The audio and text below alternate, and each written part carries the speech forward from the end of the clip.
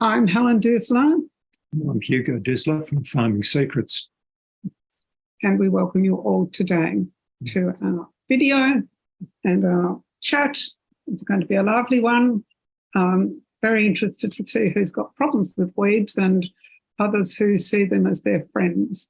So without further ado, I will share my screen and we'll look at these few videos as we go through. We'll start with this one. These are a few ones we've got to show you today. We're going to start with Gerhard, and of course I had everything ready here and it's just disappeared. This is in our YouTube channel, so you can come back here later.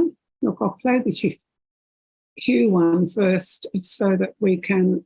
Hugh is talking about if you do have to use glyphosate, this is one suggestion. Used to replace up to half of a dose of Roundup because it acts as an accelerant to carry the Roundup into the plants that it's sprayed on, and it makes the Roundup more effective, and you can reduce the amount of Roundup.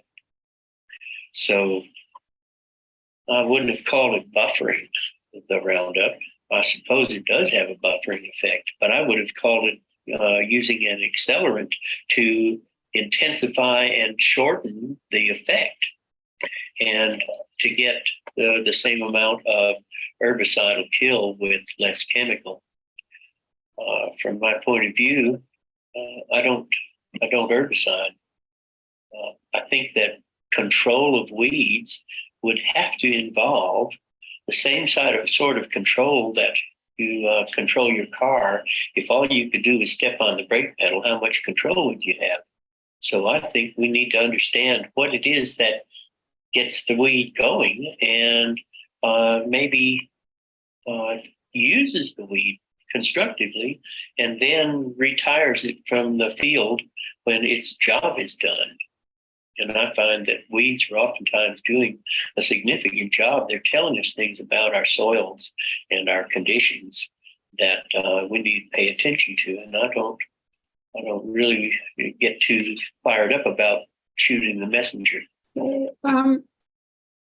That's it from Hugh, and we will come back to that. Hugo, did you want to say anything about what happens when you're dealing with weeds and getting rid of them with weedicides?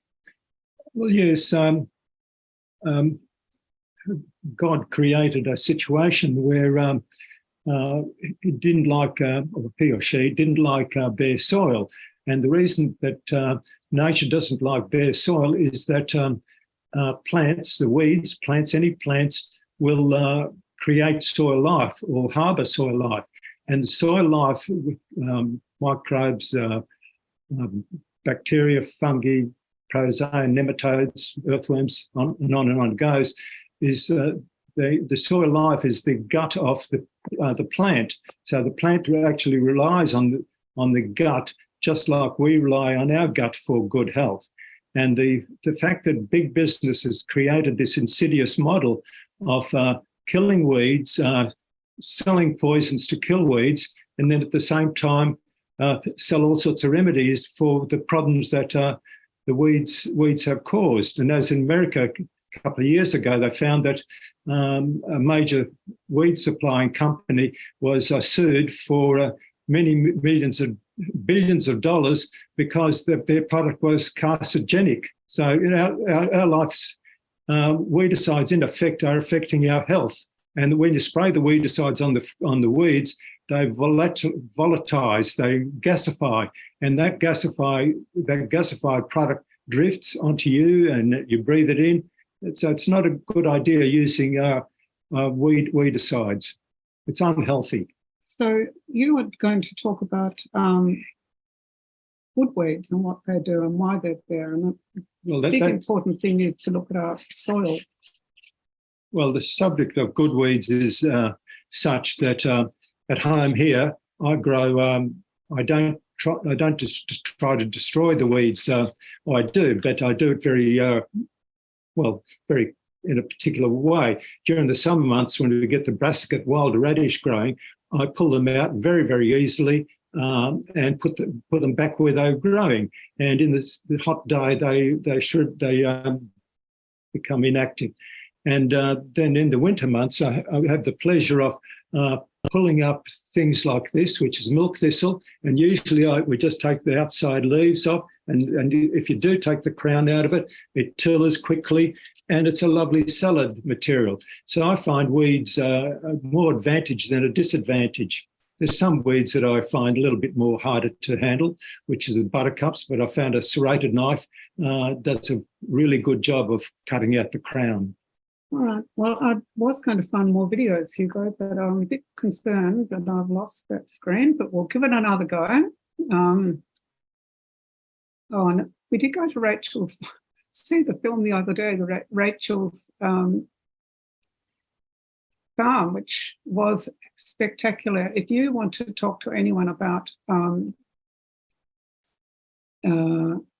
regenerative farming, she started from scratch, and it is the most wonderful film. It's just called Rachel's Farm. So no, Hugo, I've lost those videos. Like telling the story. Tell them a story. Well, years ago in the Western District, we had a farmer who didn't particularly want to use weedicide on his cereal crops, this post-emergent weedicide. And the reason he didn't want to use it, he said it sets his crop back by 2 weeks. When he used that was one of the reasons.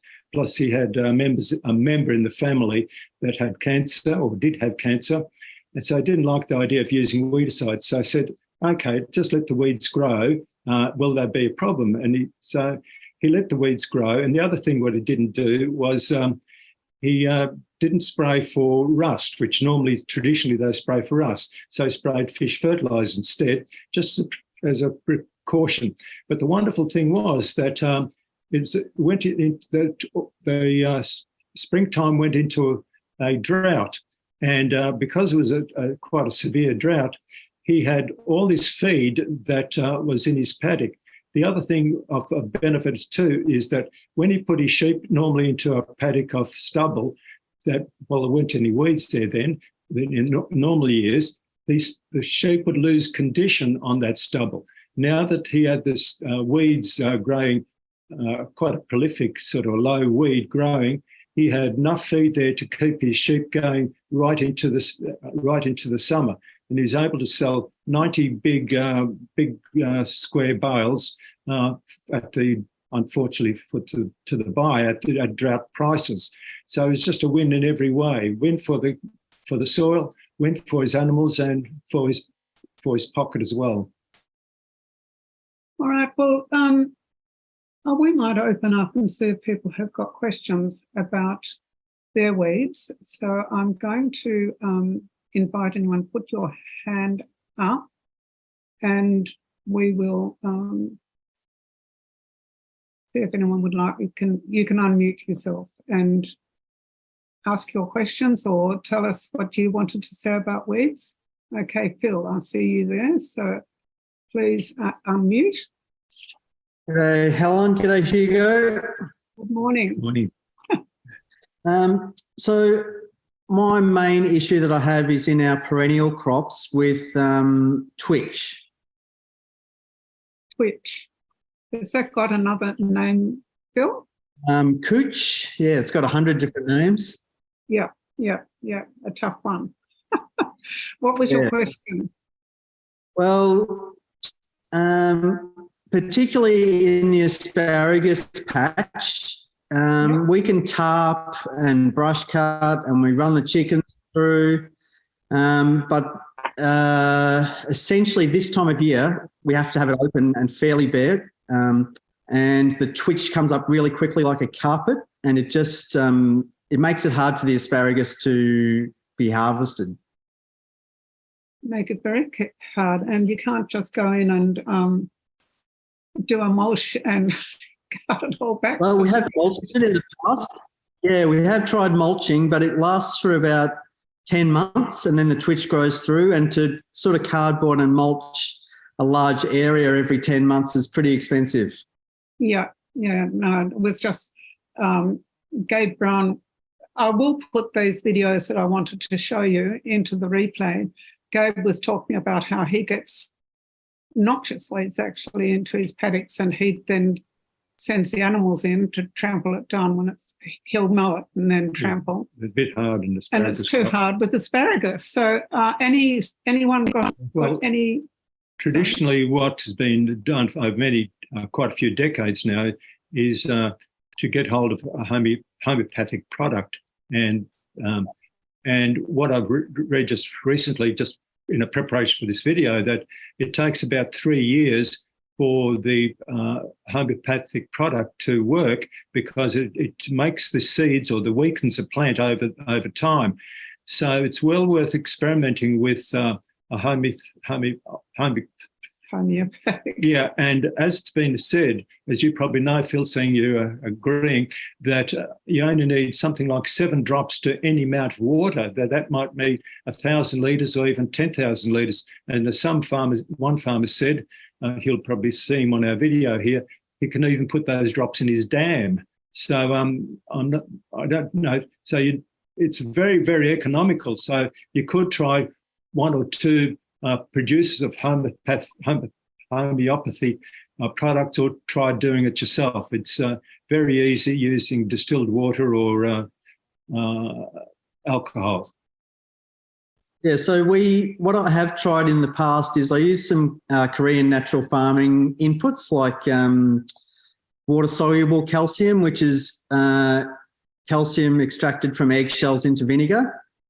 And we've used that at 1,000 to 1, but it's sort of hard to keep a spray regime consistent enough over a couple of years to see a difference. Yeah.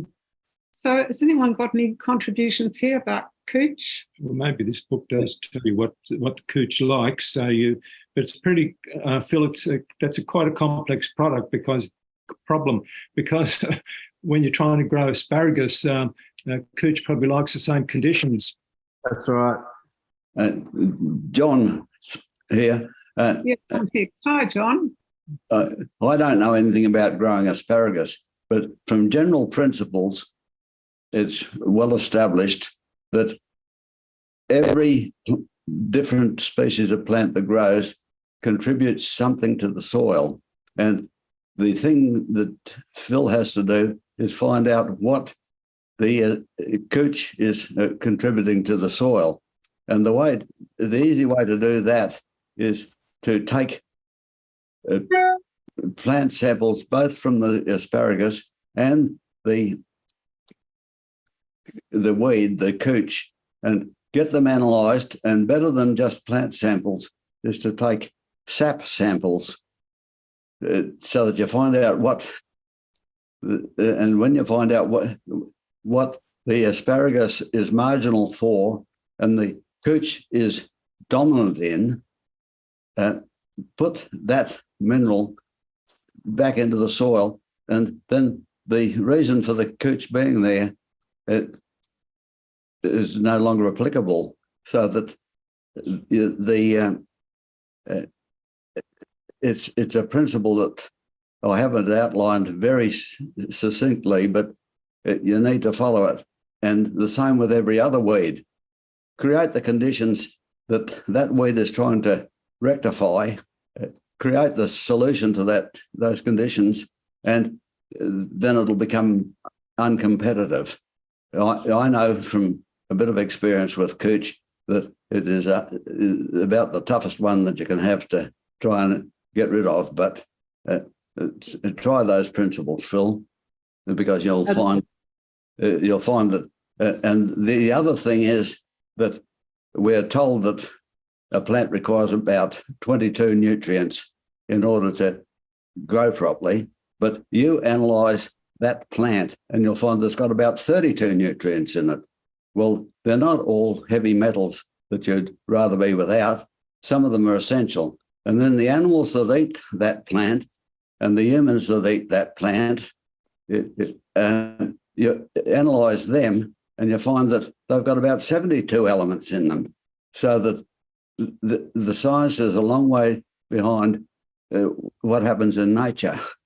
And Absolutely. A lot of those elements are only required in very small amounts.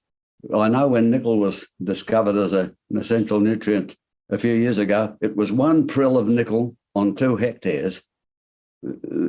Just helped the chemistry of nitrogen. I won't carry on. Thank But you, John. So, John, you've said uncovered something extremely important, because Phil might already know this. I'm sure he's quite astute. Is that sap testing is far more accurate than any other testing. And what I read recently about a cherry grower in America, where he was using various different products to correct his soil and whatever, he found that by foliar spraying and fertigation, very small amounts of the missing things from the sap test, he was able to produce an absolute perfect crop, to the point that he didn't have any mildew on his cherry trees. When he had an open day for his neighbouring farmers to come and inspect, they couldn't believe that they could not find one bit of mildew on his cherry trees. And that was because, as you're saying, John, it was that he corrected things by foliar and fertigation rather than trying to correct it through the soil. Yes, if you want more on the need for sap testing, Google John Kempf. He has a 1-hour presentation that outlines very clearly. Thank you very much. I'll put his name in the chat for people who don't know his name. It's John, and it's a YouTube thing, is it? Yes, it's a good. John's got about 80 webcasts, and they're all applicable to plant growth and farming, and it's good value. Just on that point, John, I'm not sure if you've read or if anyone else has read. I've got a great book here by J.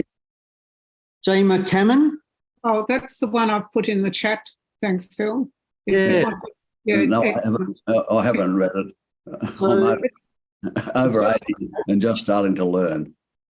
It's got some. Good on you. It's never too late, we've discovered, John. It's got tables in there that talks about exactly what you said and the minerals that each weed thrive with and are sort of putting into the soil essentially. So it's got analysis on all different sorts of weeds and the conditions they like and the minerals they need. So it's a really valuable resource. It is, but you find that there are about 10 minerals that can be that weed can contribute to the soil supply of, and so it leaves you a bit confused. Whereas if you can identify the key weed, the key mineral that is holding back your asparagus or encouraging your cooch, and that you'll probably get 70 or 80% of the response you want. But and then when you find the other 9, well, you'll finish the job. Thank you. Now, I have found my videos again, you'll be pleased to know. So I'm going to try again to share the screen and share the videos and this one. Okay. So here's a lovely little piece by Gerhard. It's a couple of minutes, but I'm going to play it. And it just gives another general comment on. But there's another element. And what I do is I look for the vigor of the plant. Now, a lot of these plants have been struggling. You know, the plantain there, the ribweed, familiar with that? Okay, that's a good plant to have. It's actually known as a calcium accumulator. So a lot of dairy farms are now buying that in as a mix on an upright plant that they've put some breeding into. So they're getting chicory and plantain and your standard ryegrasses and clovers and stuff and making a mix up out of that. So handy to know that. Calcium accumulator, dairy farm, makes sense. Sorry? I'm happy to sell it. I've actually been on horse properties where people have come along and said, I've got flatweed everywhere. Look at that. I just sprayed that yesterday. I went, not flatweed.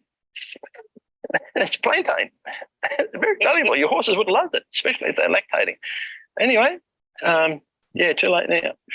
So what I look for is the vigor of the plant. I'm looking at these and thinking, well, it's actually struggling. The capeweed has actually not got a big leaf on it. Yeah, and then you've got another patch that's actually looking a bit better. So start reading what's taking place there. You can look behind you over there. You can see a couple of bits of capeweed are looking quite good. Area that we walked across there.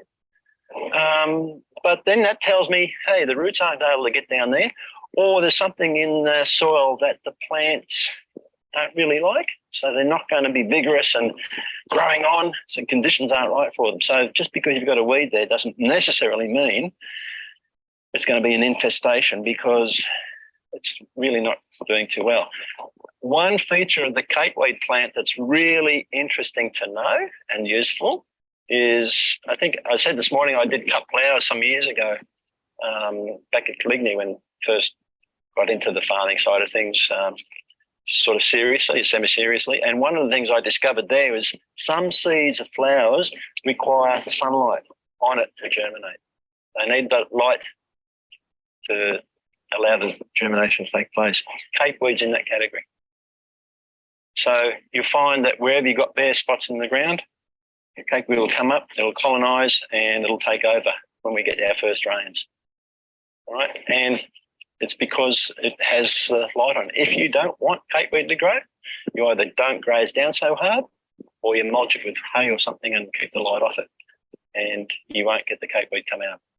The history of this paddock is that it was mowed for many years. Right. And you find hay paddocks tend to suffer a lot with it as well, and where stock is really hammered it hard. I expect there'll be quite a bit of capeweed that's going to sort of rear its head again this year because of the extended dry that we've had. Okay, I have another one here too. I'll show you while we're here. I do have an article on, we used to have a digest, and every digest I'd have a weed of the month, and we would say what it was, and we did get information from that book about why it was there.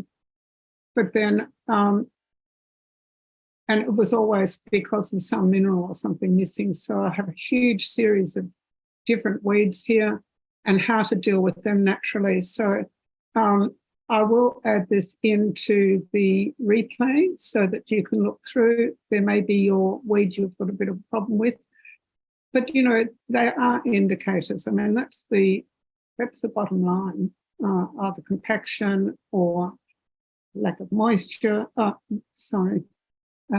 lack of balance in the soil. So I'm going to stop my share and come back now to discussion here. So anyone got anything they want to ask that brought a weed or want to say something? So do people, I think it was a common attitude when, it's actually why we started filming farmers, because and looking for natural products. When we had a produce store, I found this drum with skull and crossbones on it. Some of you know this story, but anyway, I said Hugo, it was his produce store and we'd just married, and I was doing a stock take, and I said, what is this? It literally had a skull and crossbones on the drum. And he said, oh, the orchardists use it. And I said, but if they use that, that means it's going on our food. And he said, yes, that's right. And it was my big wake-up call to realise that in those days, this is back in the 70s, farmers relied heavily on using chemicals to get rid of all problems. And it was very much an industry-dominated sector where people were being told all the time, oh, we'll fix it. Bit like when you go to your doctor, just take a pill. Oh, just add a herbicide, just add a weedicide, even salt-based fertilisers, and they're still common. And so I think with regenerative farming, a lot of people now are aware that you solve the problem. You don't just drown it out by a quick fix. And it's really wonderful to see that people are starting to come to grapple with why there are problems on the farm.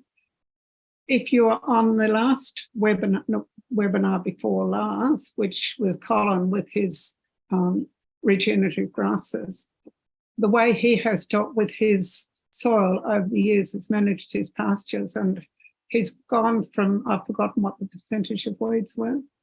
So it was 30%, it's down to 5%. He hasn't used chemicals anymore. It's through managing and getting that soil health back that he has succeeded in having a very healthy farm. And of course, it's far cheaper to run, and that's easier because he doesn't have to go out killing anything, and he doesn't have to pay to kill anything. He's just allowed things naturally to come back into balance, and good old nature does her job when given a chance. That is grazing, but for row crops, there's been a lot of work being done. There have been a lot of YouTubes available on that even vegetable growing, that farms on a big scale will grow plants in the interrows for the purpose of covering the ground, and also for the purpose of mowing to create a mulch for the particular crop that's going to be planted. So ground cover is becoming a very important part of for the regenerative agriculture and regenerative people, because they just don't want to participate on this pseudo war on weeds. Using any green growth or any growth to get the carbon in the soil, get the soil functioning properly. And the more the soil functions properly, healthier the plant, the healthier the person, healthier is the person who buys that produce. We have a question here from Martin Weber. Do you want to unmute yourself, Marvin? You have a problem in a vegetable patch with hairy Gallinsoga. How can I get rid of it? Marvin, do you want to join the chat and unmute? Apparently not. Okay, so he's then said, it seeds very quickly and spreads if I don't keep it under control. It's also called quickweed, and it's hard to catch every plant because it hides under crop plants. I wonder what it might be indicating about the soil mineral balance. Good question. Anyone? John Hicks pretty well covered that in a sense. Yes, he did. But anyone got quickweed or actually dealt with it? No?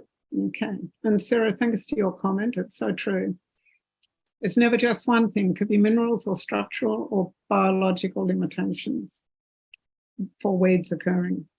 So, Hugo, you got something else to say? I've got a few notes here. Sorry, okay. What else? Well, I'll talk about Mark Fix.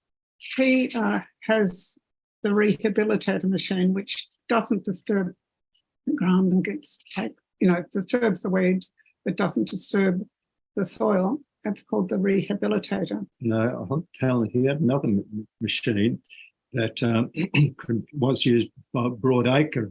It was a thing. It had little spikes going, spring tines going down, fairly thin, a series of those and banks of them in rows, and it was quite wide. And there was a sort of a scarifier, and that would, when the wheat, particularly cereal crops, when they're just coming up, that was used as a post-emergent weedicide. You'd run over the cereal crop with this, with these scratchy fingers on wire, hard to describe, and it would pull out the weeds, but leave most of the cereal growing. It has been tried by a few farmers. One farmer said it didn't work for him, but another farmer said it worked brilliantly for him. Yeah, the biodynamic people like his equipment. But what Mike was telling me one day was that he uses a Brix meter on his weeds, and then he uses the Brix meter on the surrounding vegetation to work out which one's doing better. So if there's a high Brix reading on your weeds and a low Brix reading on your crops, you know that the weeds are actually really enjoying the environment, and you need to start addressing that imbalance. That particular machine that Mike Fix produced, I think he called it Weed Fix, so there's a good chance you can pull it up. I'll just put his name, I'll put this into the chat. weed fix. It was meant for broadacre cereal crops. And he's fix engineering, if you'd like to read more about him. He's an innovator, and he gets very excited about finding ways to help farmers with solving problems like this, because he's dedicated to regenerative natural farming.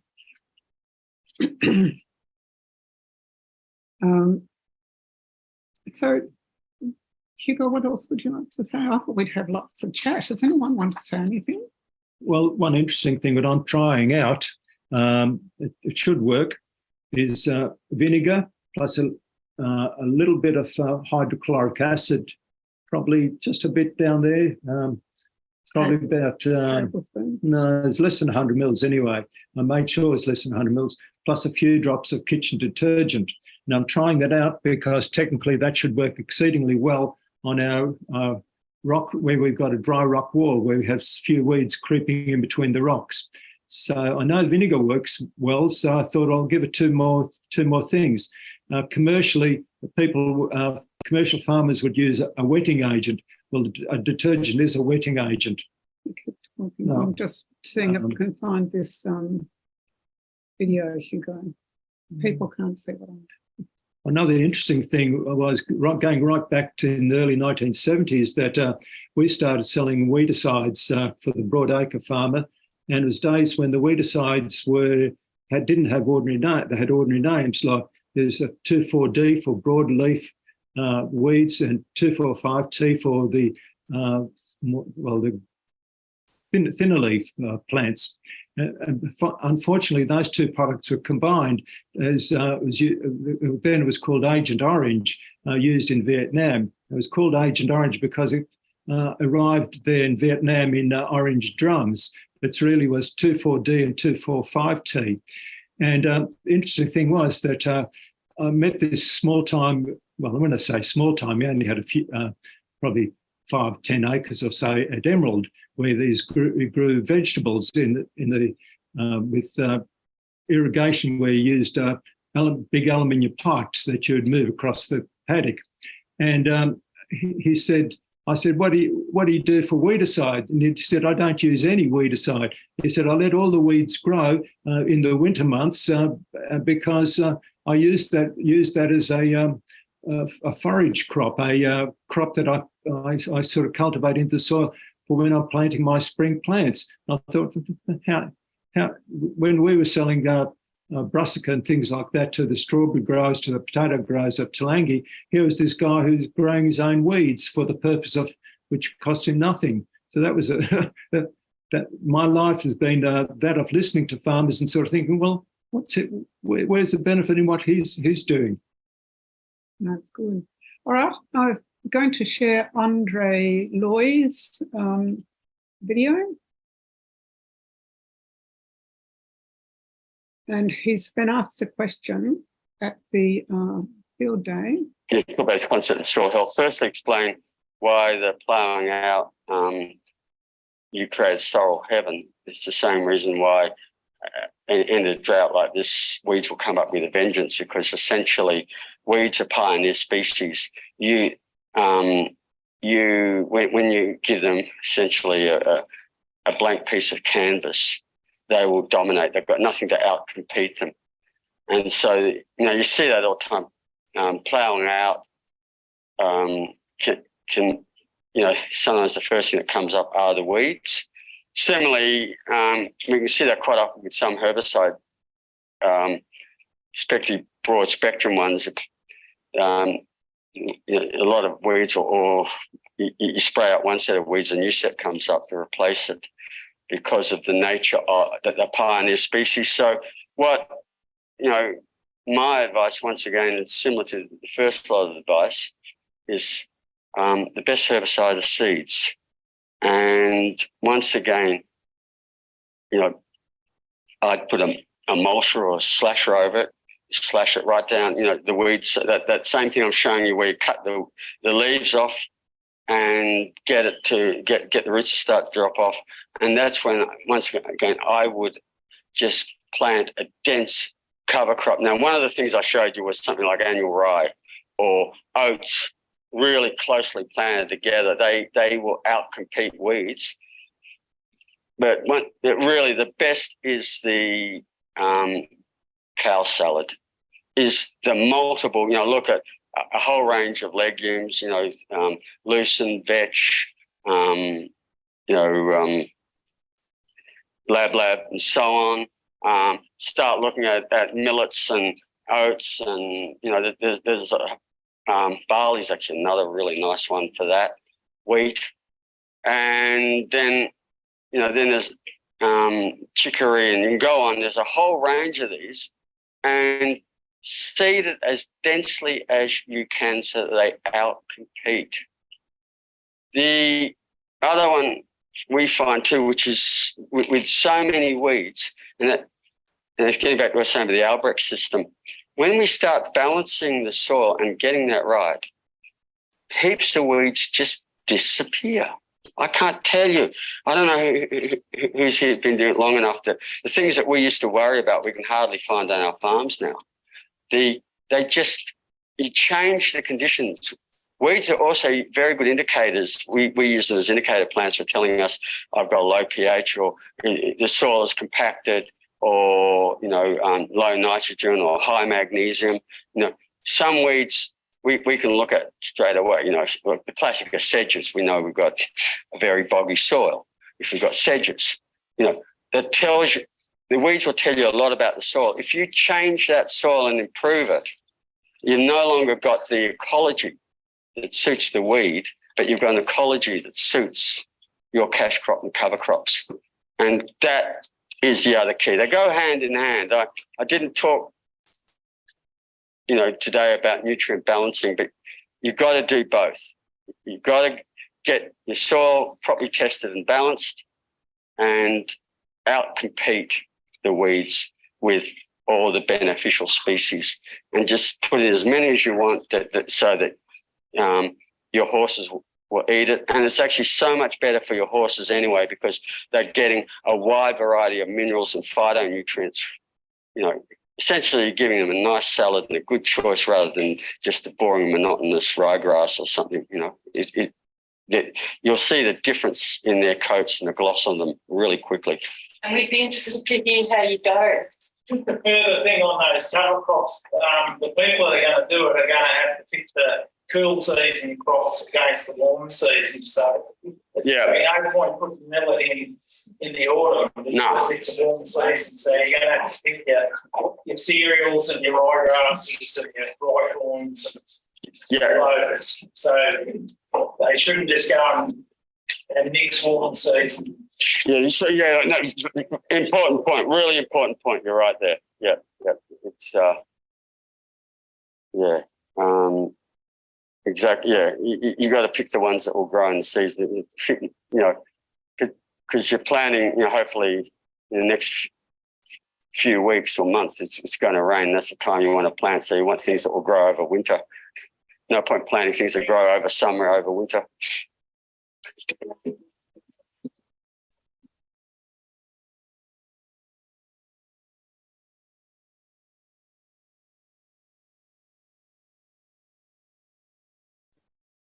Far away. Another sideline is that John Priestley, who grew, who was an orchardist, citrus orchardist on the top end of the Hunter Valley in New South Wales, he could state that his citrus had the highest Brix in Australia, and he had quite a big acreage, 40 or 60 acres, and what he grew under his citrus well, call it whatever you like, but as a cover was trad. We shouldn't call it a wandering Jew, but I've forgotten its technical name, but trad is the first part of its technical name. And I started growing trad too in my vegetable garden. I found it's very easy to pull out, it's very easy to restrict in the summer months and let it grow in the winter months to create a ground cover in the soils I'm not growing. So the trad is especially for orchardists, it's something that doesn't grow up high, so it's very easy to control.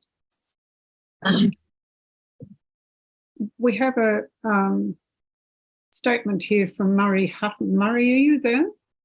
If you want to unmute. Yes. Okay. So Yeah. turn your video on as well if you wish. Yeah, I'm here. Hi, welcome.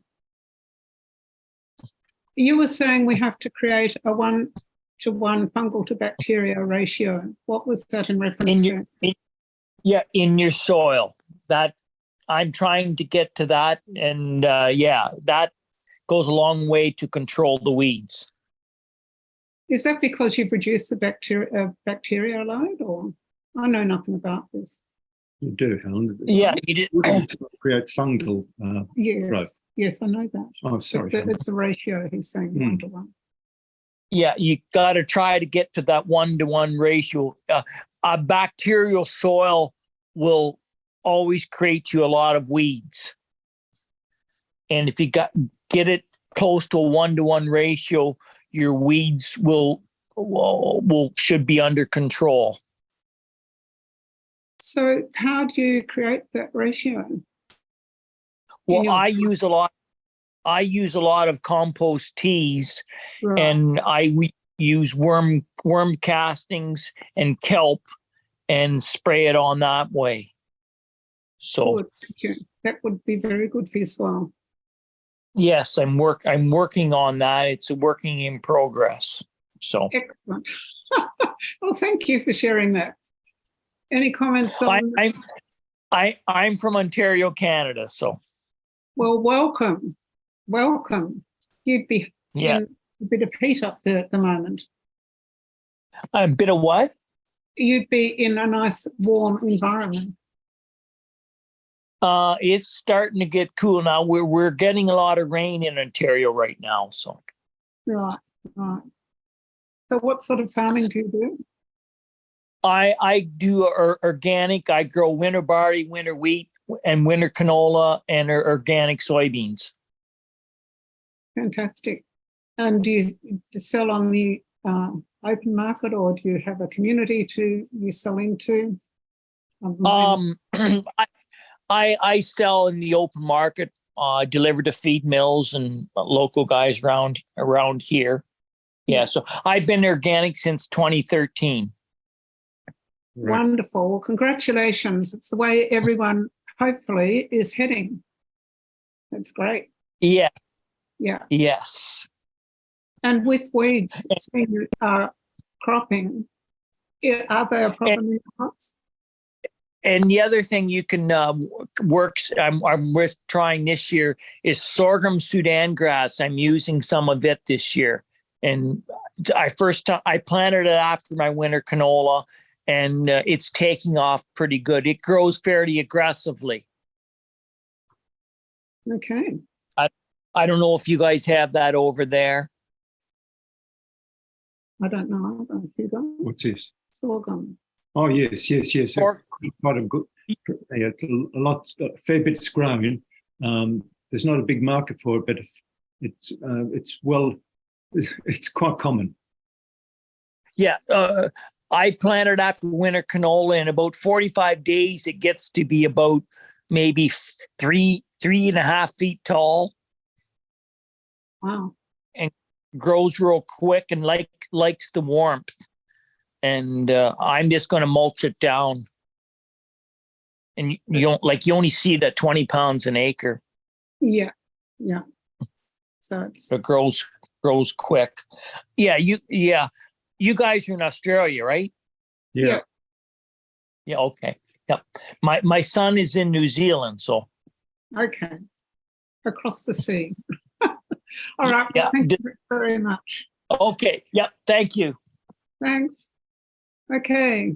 Anyone else wishing to contribute or say anything, because we're getting near the hour, and speak now, forever hold your peace. Oh, who's this? Yeah, Mike Moller from Queensland. Hi, welcome. I think I'm unmuted. Yep, I am. That's good. Yes, you are. Yeah. Sort of, I've got a small grazing property not far from Bundaberg, which might help people with the geography of it all. Yeah. And of course, you know, we're in a sort of a subtropical system here. So some of the things that the other folks have talked about are probably more applicable to southern climes. But a big problem we've got up in these parts is a weed called giant rat's tail grass. Oh. And if it's not controlled, it will just take over. It will just take over, and it's a very intrusive type species. Hasn't got a lot of high feed value. So it's a big problem. And to make matters worse, there was I'll be honest with you, I don't like using chemicals of any description, but sometimes you're in a situation you have to. And unfortunately, one of the chemical treatments that was used was Task Force, which was actually a fluoropropionate, sodium fluoropropionate, I think. And it was good because it wasn't good, but it worked, and it was very selective. That was the thing with it. Like, you could spray it on the particular plant, and it would kill that plant. It would damage some associated pasture species as well, but it wouldn't kill the legumes, and that was a great bonus. Yeah. Unfortunately, that chemical is not available at the moment. It hasn't been for a couple of years now, and one is forced to use Roundup or glyphosate, and it is certainly, because of course, as you know, the glyphosate will kill everything. So you end up with these big bare patches, and guess what? One of the things is that comes back when the ground vegetation recovers, the rat tail grass. So, it seems like. Is it an edible thing for animals, the rat's tail, or is it a really difficult? They can eat it. They can eat it, but it's not a particularly high nutritive value, and it also it is a declared weed in Queensland, and it apparently also over a period of time it will kind of abrade animals' teeth, the grass and the stem is that tough. So that's why it's sort of it's not a desired species. So how big's your farm? What sort of farm are you doing? It's only 130 hectare grazing property, which has got a lot of improved pasture on it. I mean, the trick to the thing is to try and keep your other grasses healthy, don't overgraze, so they compete with it. Pangola species are pretty good at holding the giant rat's tail in check, but when it gets into other types of pastures such as Rhodes grass, it's a bit harder. It can compete really well with those species, and and unfortunately the cattle will nip the seed head off, and they produce copious amounts of viable seed, and then you follow the cow pads, and here are plants coming up out of the manure of the cattle. So I just thought I'd throw that in. I mean, again, it's the secret. Well, it's not a secret, but you've really got to try. Anyway, someone's made a comment in there about that. That's really good, because that's Mike, we've got a comment. I just thought I'd outline that particular issue. No, a lot of people in this part of the world are dealing with, and any thoughts about how to deal with it would be greatly appreciated. So thanks, folks. And I just see that there is a comment there in the chat. Which, Kerry Bennett. We'll ask Kerry if you're here and you want to say something, because Kerry is giant rat's tail is early succession, undesirable perennial grass. In Elang Ingham's progression, it's one below desirable perennials. So, you do have a bit of a challenge there. Kerry, did you want to join in? Yeah, hi. Can you hear me there? Yep, got you. Loud and clear. Rightio. I'm just north of that gentleman. I'm just the northern side of Bundaberg. Yeah. And I've got 325 acres, so it sounds like a similar story, a cattle grazing property, and we've got a lot of giant rat's tail. And yes, the biggest problem is that the council is onto you that you've got to get away from roadways and places where it's actually really difficult to improve the soil. Whereas, like with grazing and that, rotational grazing and all that sort of stuff, you should be able to improve it inside the paddocks.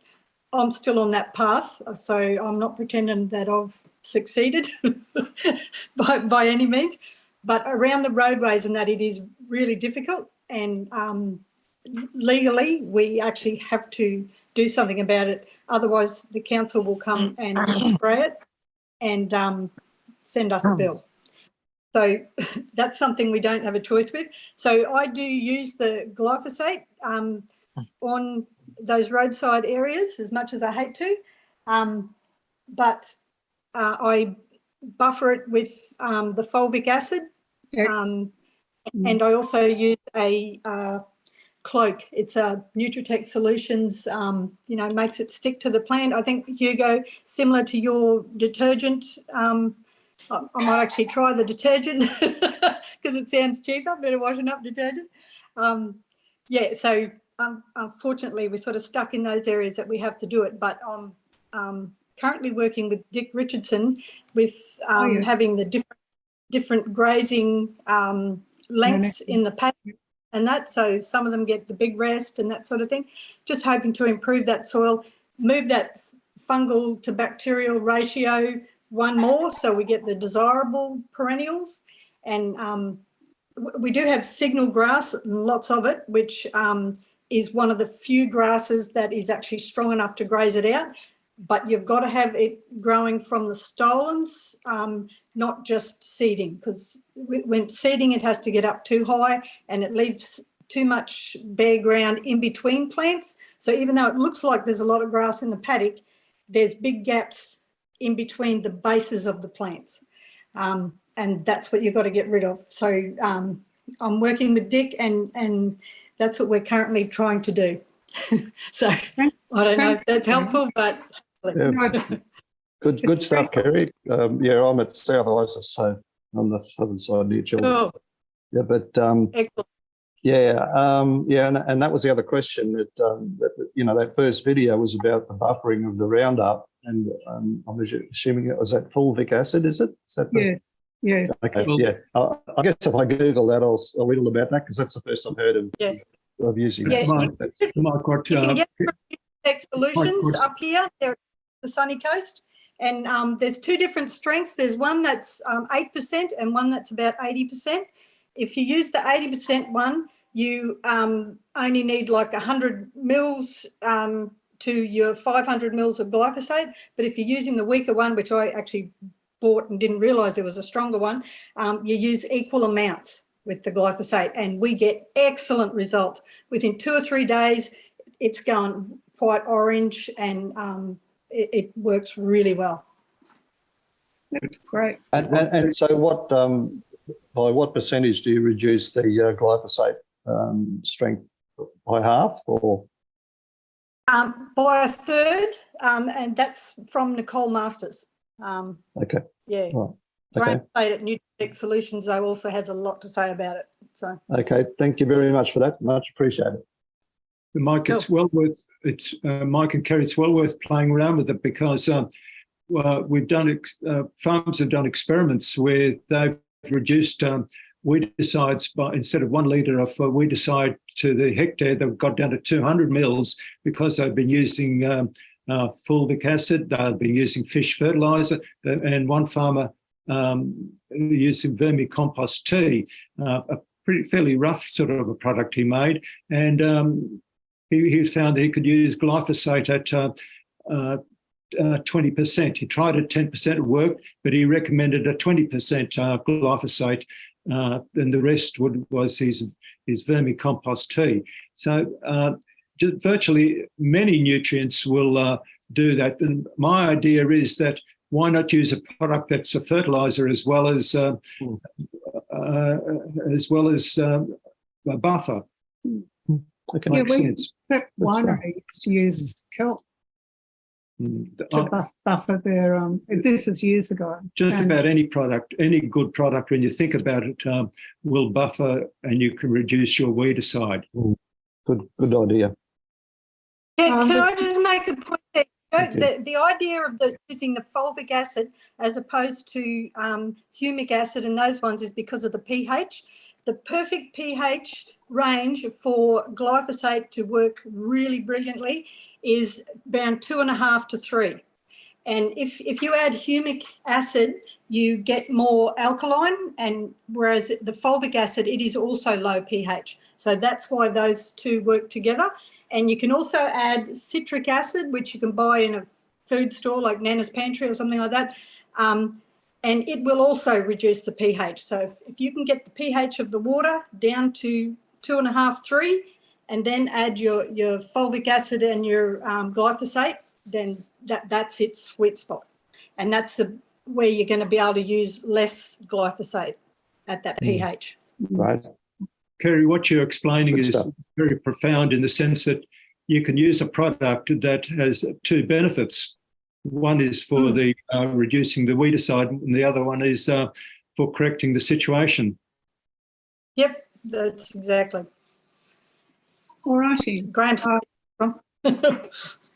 we have a comment from Terry Stokes, just backing up what we've been talking about. The giant rat's tail thrives in poor quality soil, that is its preferred environment.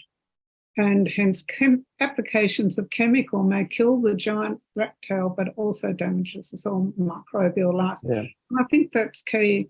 When you're using a chemical, you know your soil's going to be affected because the microbes will be knocked out. So any attempt to reduce the amount of chemical, which we're talking about, is wonderful. But really, it'll get back to management in the end, like Colin reducing his weeds by the managing his soil. And Dig, he's a holistic management consultant, isn't he, Kerry? Dick Richardson. Yeah. Dick Richardson, yes, he is. He works out of South Australia. Nature's Equity is his website. He's got a free course on there, like a short course that shows the basics of stuff. Really well worth doing. I think a lot of farmers, Martin Royds, a lot of them woke up when they did a holistic management course, because it's really using your animals and using those tools on your farm to manage everything. So I highly recommend this. There's a website for holistic management with Brian Welberg, Brian Hand, a whole heap of them. So, and they do suggest locking up paddocks to see what happens, and a lot of experimentation, which is the same with this buffering. Just experiment, work out what's going to work for you. Yeah. Right. We don't use the glyphosate on the paddocks because so it only goes on the roadside where, we've got a gravel road, and the side of that is going to be very difficult to try and improve that soil. And that's all the council cares about, as it's all about seeds blowing over the fence and onto the roads for cars to bring around. That's their concern. So that's the only place we're doing it. So to mitigate that, we're buffering it with that stuff, but we don't put it in the paddock. You doing anything with your paddocks then, with the giant rat's tail? Well, other than the grazing, So what I'm doing, I've also got Lantana, which is an awesome soil improver. So I chip it, and we're putting it in windrows, and so up high on the hill. So Peter, what's his name? Andrews. Peter Andrews, yep, that's it. He talks about getting the nutrient to the top of the hill and let gravity take it down. So I'm combining a few people here. So Nicole Masters talks about whitewood as being excellent for compost worms. So Lantana, to me, I don't know officially, but it looks like a whitewood to me, and breaks down not too bad. So I've got myself a chipper, and we're chipping that and putting it in windrows. It gets hot, let it go through that process, and then when it cools down, we put the worms in, the compost worms. So I'm hoping moisture is a bit of an issue with that at the moment, but by summer we'll start to get rain, and that should be enough to keep it moist and let those worms get into it. And improving the soil is the only answer to in the paddock. Thank you very much. You said you're using some product though? Did you mention something at the beginning? Lantana. Lantana. So that's another noxious weed, but it is a really good soil improver. So as it drops its leaves each year, it's deciduous. under the Lantana plants, if you dig in there, you find beautiful soil, the lovely little aggregates and you know, everything going through it really good, worms and that. So I'm trying to use that resource for free that I've got there to actually move it into the paddocks where I desperately need it. So, yeah. Terry, that's a very good point. It's a very good point about Lantana, is that from what I've read, it's a phosphate accumulator. It takes phosphate from the atmosphere, and people think that's weird, but it takes phosphate from the atmosphere. So what you're doing is really correcting that situation. Plus, the other thing that with sap testing, as I said earlier in this piece, you only need a very small amount of the particular product to start correcting things. So the phosphate in the Lantana, plus its extreme complexity, is a very good start. That's interesting, Hugo, because they tell us that we're on low phosphorus country. That's one of the things they're always telling us to give the cows is phosphorus. My cows do actually eat a bit of the Lantana, so maybe that's why I don't have to do it. But yeah, we'll see. I'll let you know how it goes. Yeah, very good. Thank you. Okay, so Mark, did you want to say something? You've turned your camera back on. No, it's just so you can see me nodding my head in agreement. Very good. Very good stuff from Kerry and yourselves, of course. Yeah. It's interesting, you know, the further you go, just experimenting and trying is well worth it. And I know Martin Royds with serrated tussock, he was fined by his council. They did worry about what was growing on his farm. And he used to fertilise the tussock, and the cattle would eat it. And his farm actually had much less tussock than anyone else. And he took the jury, they went to court, and they came out to his farm and said, yeah, what you're doing actually is working. So they didn't make him use chemicals. So it's a great victory. You know, really stick to what you know and look after what you know you want to look after. And yeah, certainly agree with just what Kerry said about Lantana. It certainly can be a pest if it's out of control, but she's right about the humus under it and the soil under it. Yeah, certainly does that. Just watch how much they eat, Kerry, because it can be a bit poisonous under some certain circumstances if they get too much. Yes, I have heard that, and I've also heard that different colours, because we get the pink one, orange one, red one, that apparently some are more poisonous than others, but I haven't lost any cattle yet, so I'm guessing they're working it out. Yeah. Yeah, I think if they got plenty of other stuff to eat, that yeah, they just self-select a bit, I think, because they probably only where it's a drought condition. And that brings up when they get into trouble, yeah. Sorry, I spoke over you. That brings up with the stock supplements. If you have available a good range of free choice minerals, it does give the choice for the animals to self-select. Yeah, and we're talking about basic minerals, really basic products. And some of the products can be like fertilizer products, almost like fertilizer products, and the animals don't mind eating them at all. Yeah, there's on our website, if you go to the Soil Learning Centre, to the past webinars and the free resources, there's a good discussion we had about stock supplementation. All righty, any final words? Okie doke. Well, we'll wind it up here. Thank you very much for the people that have been here and the people going to watch this later. Send in any questions. Join the regenerative farming, it's called Regenerative Farmers Who Know a Healthy Soil. It's a Facebook group, and start discussing in there if you want to continue with this as well. But keep in touch, and thank you so much for everyone being here today.